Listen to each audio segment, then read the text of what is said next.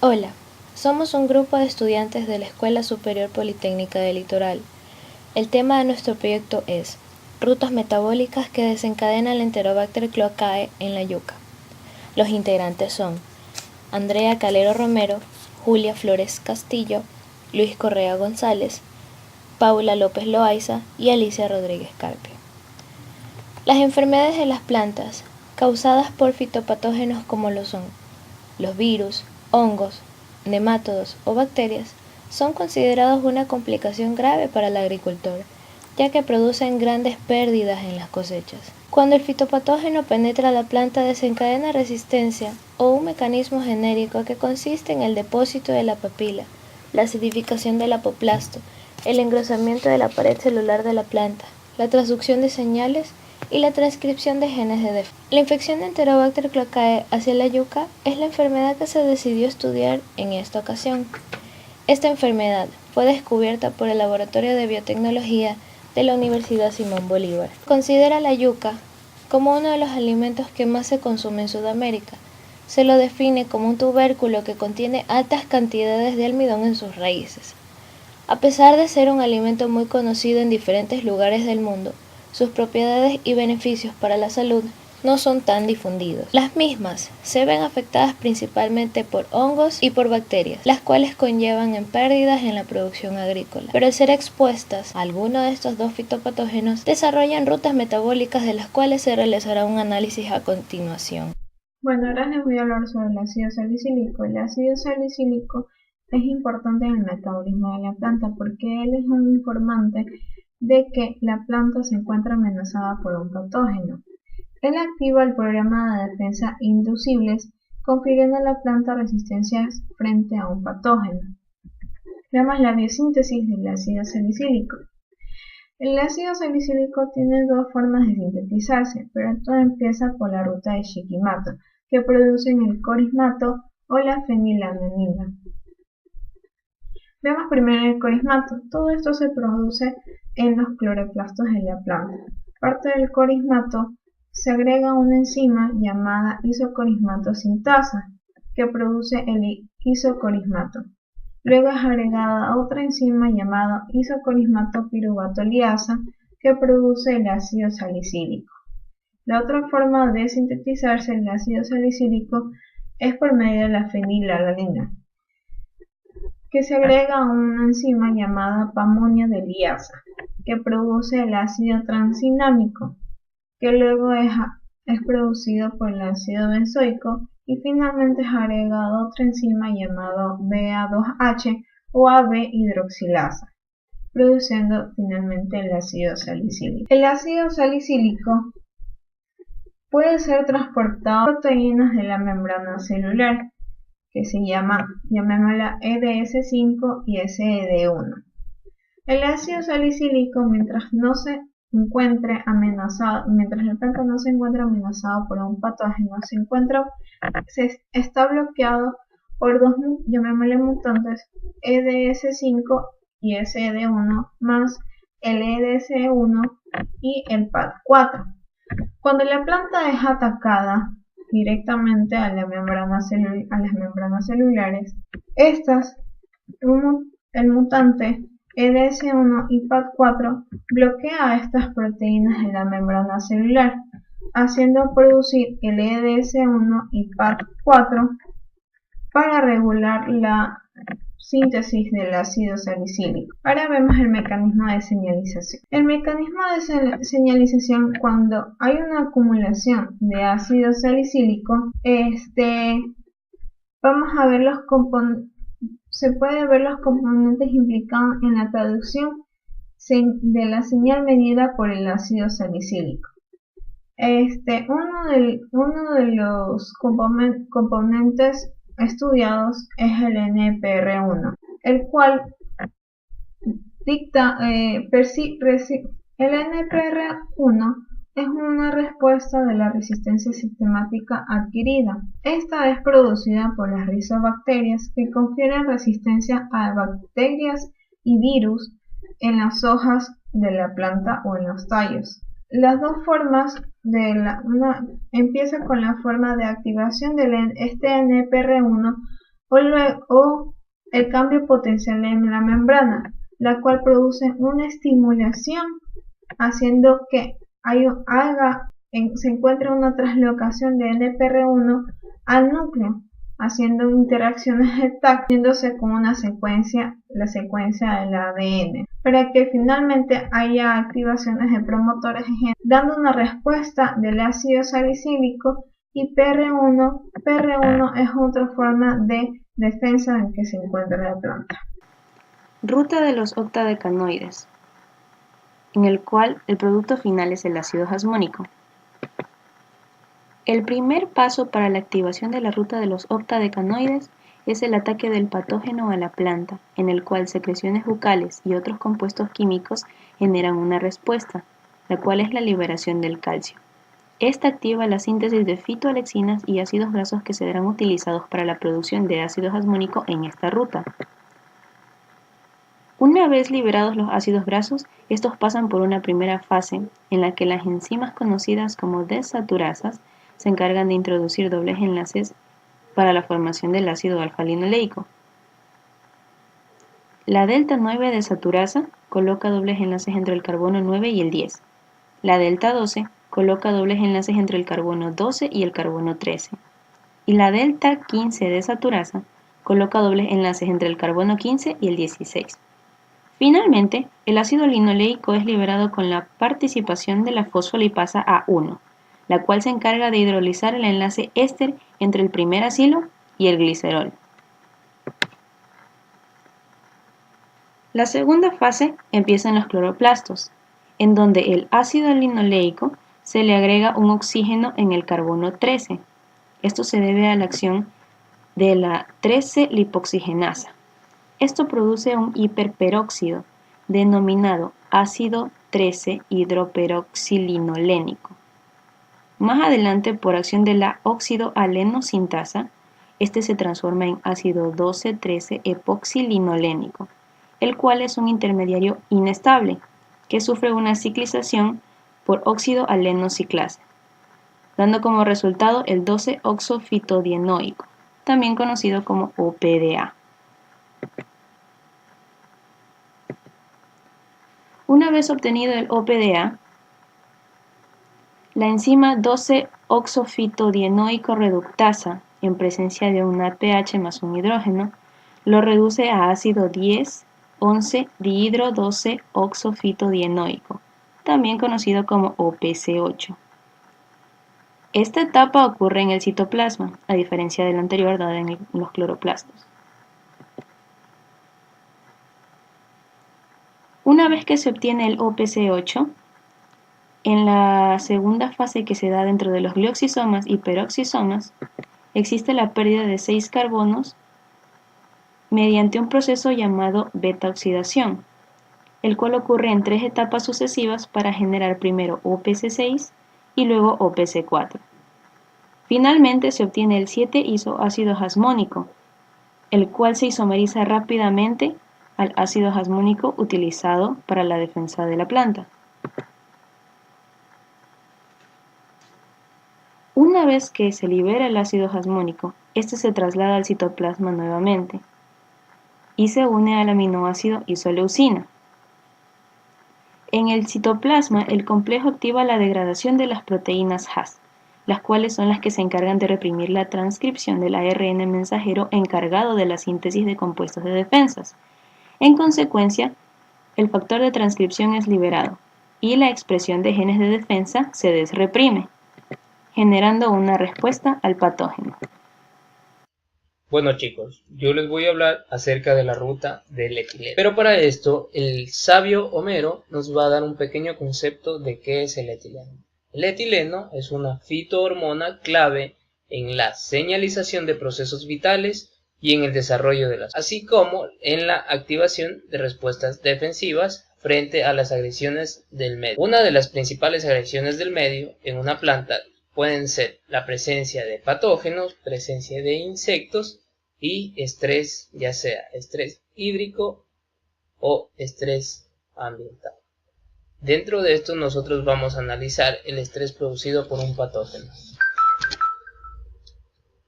Bueno, tenemos la biosíntesis del etileno.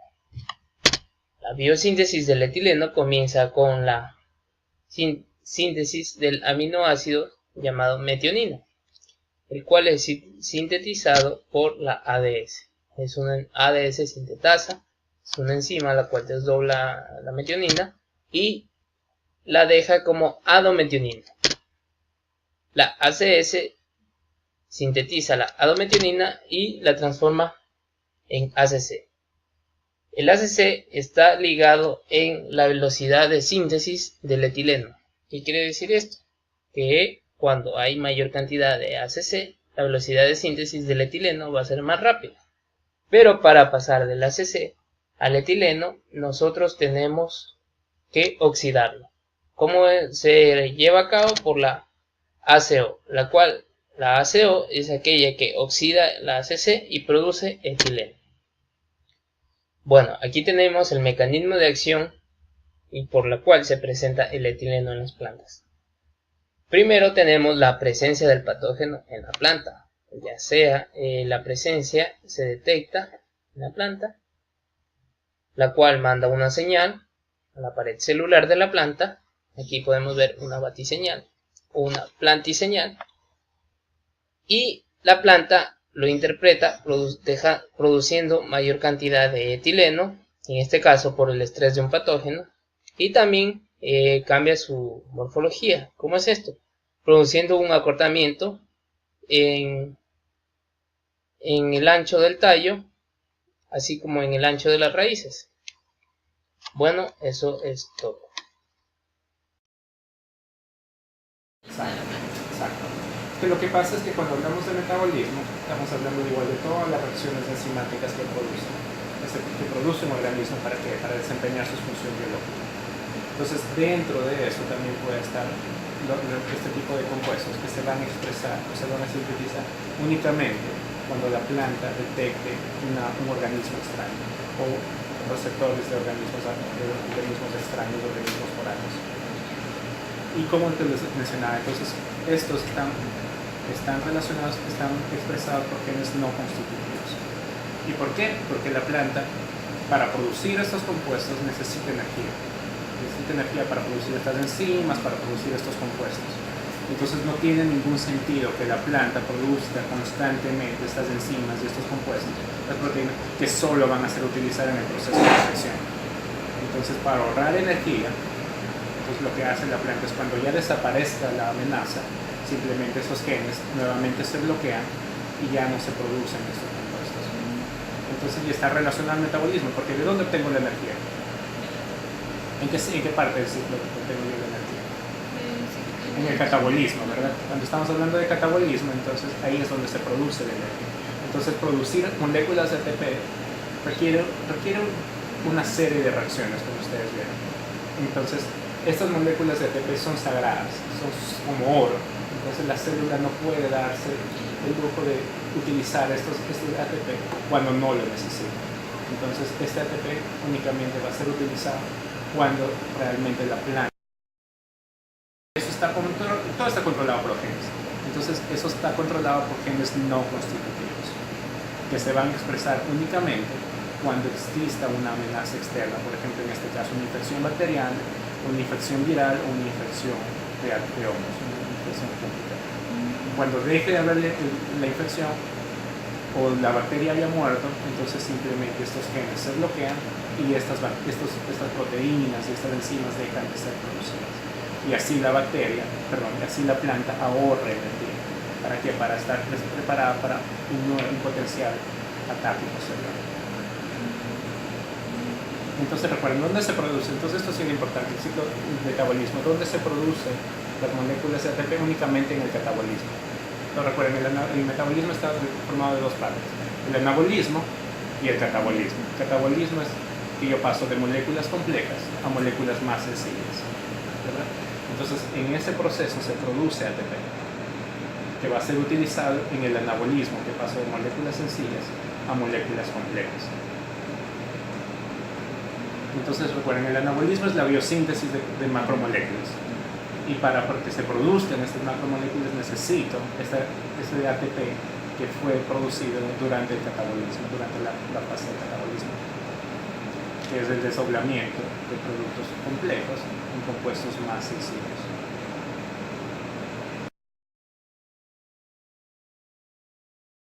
¿Considera usted la proteómica una herramienta fundamental para la fitopatología? Sí, actualmente sí, porque en los últimos años han cambiado muchísimo las aproximaciones de cómo estudiar la interacción patógeno-predador.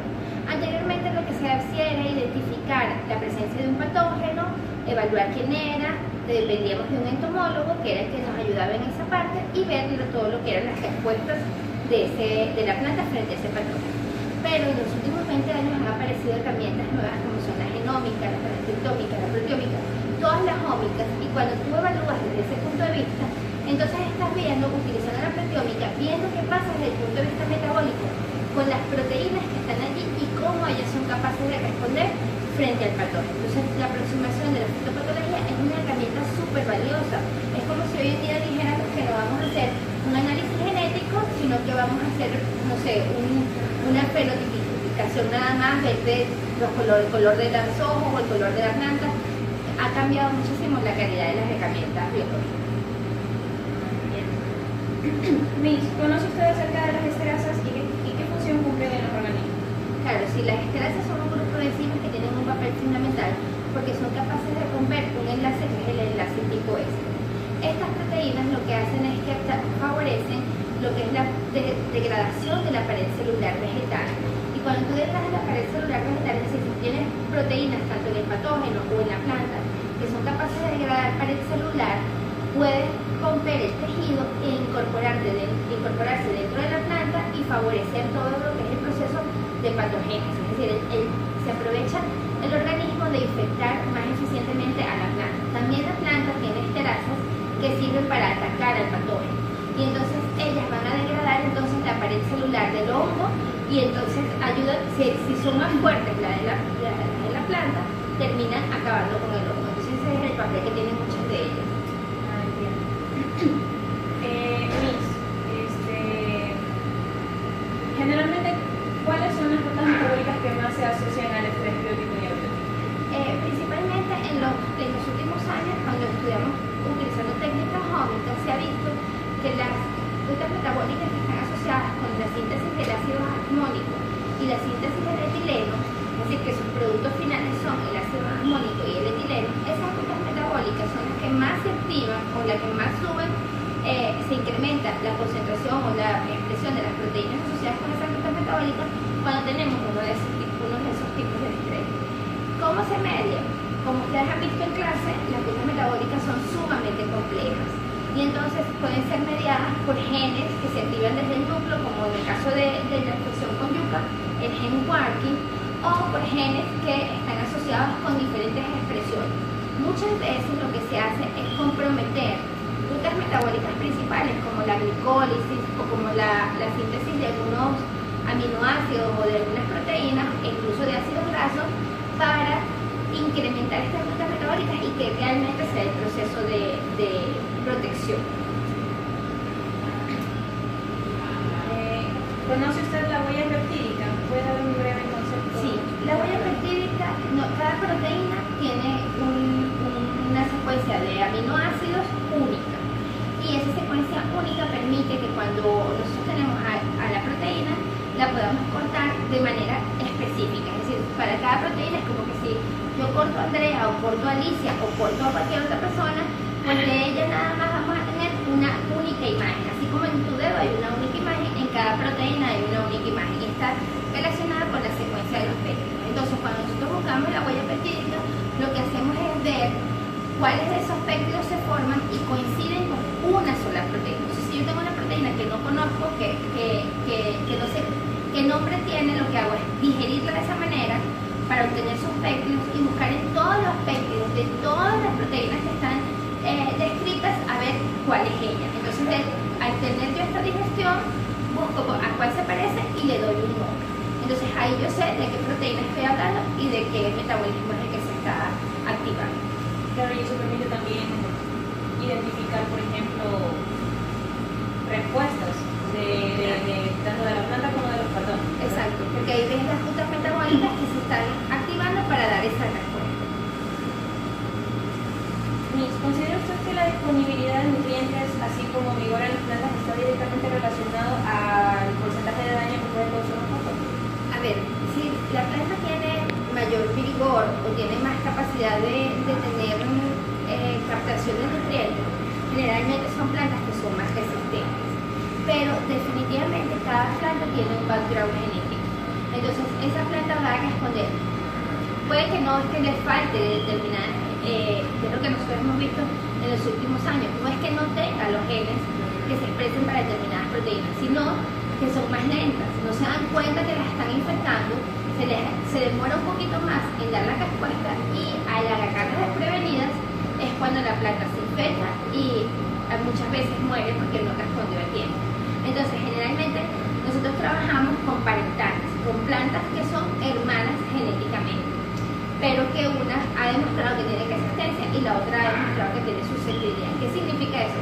Que esas dos hermanas coinciden en tener el mismo background genético, es decir, ellas son igualitas desde el punto de vista genético, pero una de ellas responde más tardíamente, está entretenida, es como aquellas que tienen mariposas en la cabeza y está entretenida en otra cosa, llegó el patógeno, no respondió a tiempo y entonces se enferma.